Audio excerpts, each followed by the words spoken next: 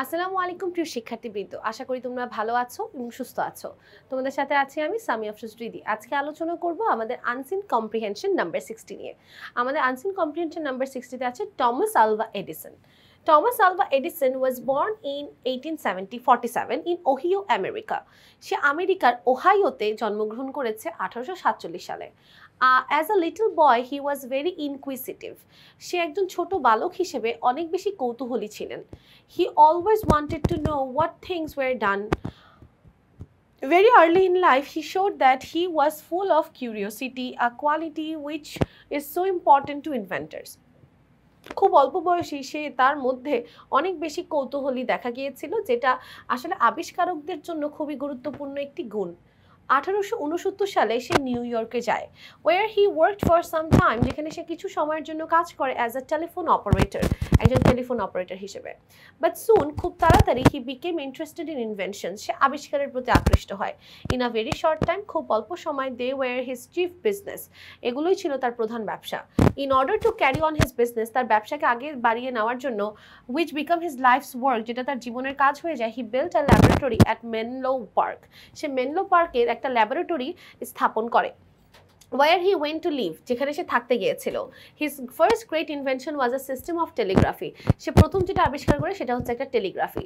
soon afterwards, তার ঠিক পরপরই সে ইনভেন্ট করলো phonograph, the first form of the instrument that we know as the gramophone or a record player, যেটাকে আমরা এখন গ্রামোফোন হিসেবে চিনি, সেটার যে প্রথম রূপ সেটাই হচ্ছে ফোনোগ্রাফ। সে প্রথমে ফোনোগ্রাফ আবিষ্কার করলো। the word phonograph means something that can write or record sound, phonograph মানে হচ্ছে এমন একটা জিনিস যেটা লিখতে পারে বা রেকর্ড করে রাখতে পারে, সংগ্রহ করে রাখতে পারে যে কোনো আওয়াজ।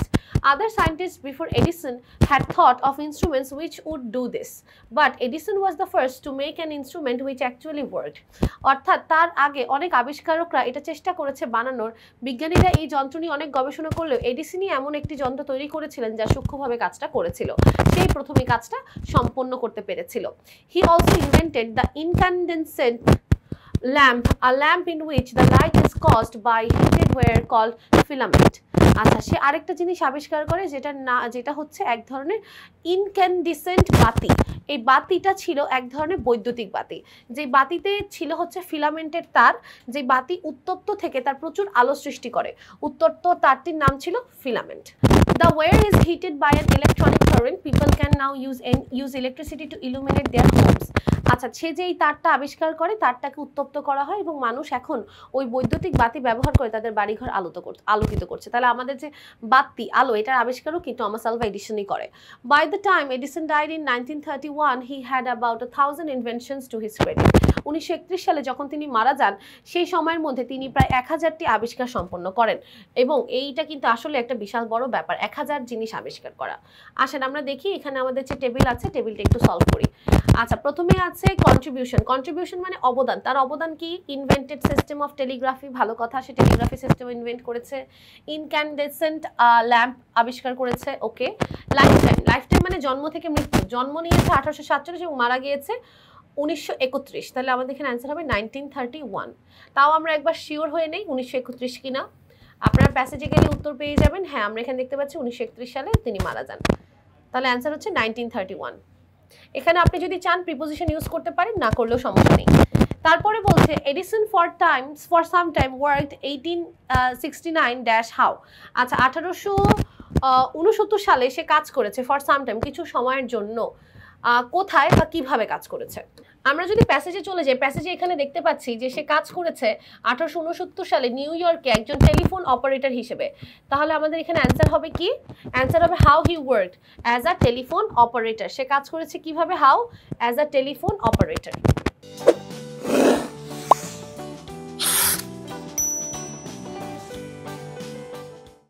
হচ্ছে আমাদের 2 নম্বর answer, as a telephone operator. He in order to carry on his business, তার ব্যবসাকে আগে বাড়িয়ে নেওয়ার জন্য, হি বিল্ট আ ল্যাবরেটরি, সে কোন জায়গায় একটা ল্যাবরেটরি বানায়? আমরা একটু আগের প্যাসেজের মধ্যে দেখেছি একটা পার্কের নাম লেখা ছিল, অর্থাৎ মেনলো পার্ক। মেনলো নামের একটা পার্কে সে কি করে? তার ল্যাবরেটরিটা বিল্ড আপ করে। তাহলে আমাদের 3-এর অ্যান্সার হচ্ছে মেনলো পার্ক। Menlo park. আচ্ছা, নাম্বার 4, হি ইনভেন্টেড ড্যাশ, সে কি আবিষ্কার করে? সে অনেক কিছু আবিষ্কার করে, যার মধ্যে আমরা পেয়েছি টেলিগ্রাফি, ইনক্যান্ডেসেন্ট, অনেক কিছু আবিষ্কার করে। তাহলে আমরা কমা দিয়ে সবগুলো লিখতে পারি, চাইলে একটাও লিখতে পারি। আপনি এখানে অ্যান্সারে খেয়াল করলে দেখবেন আমাদের এখানে অ্যান্সার যেটা আছে 4 নম্বরে অনেকগুলো তার আবিষ্কার আছে, সেগুলো কমা দিয়ে লেখা আছে, ফোনোগ্রাফ, ইনক্যান্ডেসেন্ট অ্যান্ড টেলিগ্রাফ। তাহলে আমরা এখানে পাচ্ছি যে সে কি কি আবিষ্কার করলো, নাম্বার 4। আচ্ছা, এরপরে ডাইড 1931। আচ্ছা, কে মারা যায় 1931 সালে? আমাদের প্যাসেজটা যাকে নিয়ে সেই মারা যায়, থমাস আলভা এডিসন। আচ্ছা, 2 নম্বর টেবিলটা দেখি, Thomas Alva Edison dash 1847, Ohio America. Ohio আমেরিকাতে 1847 সালে সে জন্মগ্রহণ করে, তাহলে আমরা লিখবো ওয়াজ বর্ন। এডিসন ওয়ার্কড 1869, 1869 সালে সে কাজ করে কোথায়, কোন প্লেসে, কোন জায়গায় সে কাজ করতো? সে কাজ করতো হচ্ছে নিউ ইয়র্কে, কি হিসেবে? একজন টেলিফোন অপারেটর হিসেবে। তাহলে অ্যান্সার যেহেতু প্লেসের নাম চেয়েছে, তাহলে আমরা লিখবো নিউ ইয়র্ক, নিউ ইয়র্ক, ঠিক আছে। এরপরে হি বিল্ট ড্যাশ আ ল্যাবরেটরি। আচ্ছা, সে কত সালে একটা ল্যাবরেটরি বানায়? মেলনো পার্কে। সে মেলনো পার্কে সুন আফটার 1869, অর্থাৎ 1869 ঠিক পরপরই একটা পার্ক বানায়। তাহলে soon after 1869। Next, he invented not mentioned dash. সময়ের কথা মেনশন করা নাই, একটা জিনিস সে আবিষ্কার করে যেটা সময়ের কথা মেনশন করা নাই, সেটা ছিল টেলিগ্রাফি সিস্টেম। সে টেলিগ্রাফি সিস্টেম আবিষ্কার করে, কিন্তু সেটা কবে আবিষ্কার করে সেই টাইমটার কথা বলা নেই। টেলিগ্রাফি সিস্টেম, টেলিগ্রাফি সিস্টেম, ওকে। নেক্সট কোয়েশ্চেন, ড্যাশ ডাইড 1931, কে মারা যায়? এখানে আপনি হি লিখতে পারেন, অথবা নামটাও লিখতে পারেন এডিসন, অথবা টমাস আলভা এডিসন, পুরো নামটাও লিখতে পারেন, কোনো সমস্যা নেই।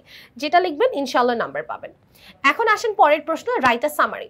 আমাদের সামারি লেখার একটা বেসিক নিয়ম আছে, যেটা কিন্তু ইতিমধ্যে আমরা বেসিক ক্লাসে বুঝিয়েছি।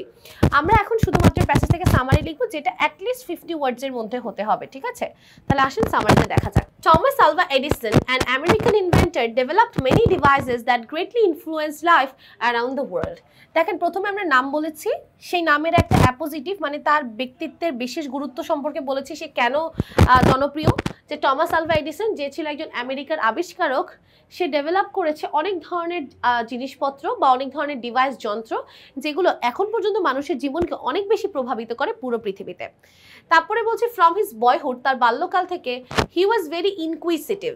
এই কথাটা আমাদের প্যাসেজে উল্লেখ করা ছিল যে সে খুব কৌতূহলপূর্ণ ছিল এবং সবসময় কোনো না কোনো কিছু জানতে চাইতো। দেখেন, আমরা যখন সামারি লিখছি, আমরা কিছু কিছু শব্দ প্যাসেজ থেকে সরাসরি নিতে পারি, আবার সেটাকে সিনোনিমও ইউজ করতে পারি। যেমন ইনকুইসিটিভকে আমি আরও ভেঙে পরে লিখেছি যে wanted to know how things were done. তাহলে এটা কি? কিউরিওসিটি একটা সিনোনিম হিসেবে বলা যেতে পারে। This made him interested in invention, এবং এর জন্যই সে আবিষ্কারের প্রতি আকৃষ্ট হয়। সে এখন দেখেন সে কোথায় কাজ করেছে, কি করেছে, এত কিছু না বলে আমরা সরাসরি তার আবিষ্কারগুলোতে আসি, কারণ আমরা সামারিতে সব কিছু লিখতে পারবো না, শুধু ইম্পর্টেন্ট কথাগুলো লিখবো। যে সে আবিষ্কার করেছে টেলিগ্রাফি সবার প্রথমে, আফটারওয়ার্ডস তারপরে সে আবিষ্কার করে আরও অনেক কিছু, যেমন গ্রামোফোন, ইনক্যান্ডেসেন্ট ল্যাম্প ইত্যাদি। অলসো ইলেকট্রিসিটি, বিদ্যুৎও কিন্তু তার আবিষ্কার, যেটার মাধ্যমে উই ইলুমিনেট, আলোকিত করি আওয়ার হাউসেস আমাদের বাসা বাড়ি। was invented by Edison, যেটা আবিষ্কার করেছে কে? Edison. However, he had about 1000 inventions to his credit. শুধুমাত্র এটা নয়, এরকম আরো হাজার হাজার ইনভেনশন সে কিন্তু করেছে। তাহলে এই ইনভেনশনের জায়গায় কি তার একটা নাম আছে। তাহলে দেখেন আমরা এখানে কয়টি সেন্টেন্স ইউজ করেছি? একটা সেন্টেন্স, 7টা সেন্টেন্স ইউজ করেছে। আপনারাও পরীক্ষার হলে চেষ্টা করবেন 5 থেকে 7-এর মধ্যে থাকার, অর্থাৎ সর্বনিম্ন হলে 5টা, সর্বোচ্চ হলে 7টা। আপনাদের সেন্টেন্সগুলো যদি ছোট আকারের হয় তাহলে 7টা লিখবেন, যদি একটু বড় আকারের হয় যে একটা সেন্টেন্সে একাধিক লাইন আসছে তখন 5টা লিখবেন। তাহলে আজকের পর্বে আমরা কিন্তু টমাস আলভা এডিসন সম্পর্কে জানলাম। সবাইকে অনেক অনেক ধন্যবাদ এই পর্বটি দেখার জন্য। সবাই ভালো থাকবেন, সুস্থ থাকবেন। আসসালামু আলাইকুম ওয়া রাহমাতুল্লাহি ওয়া বারাকাতুহু।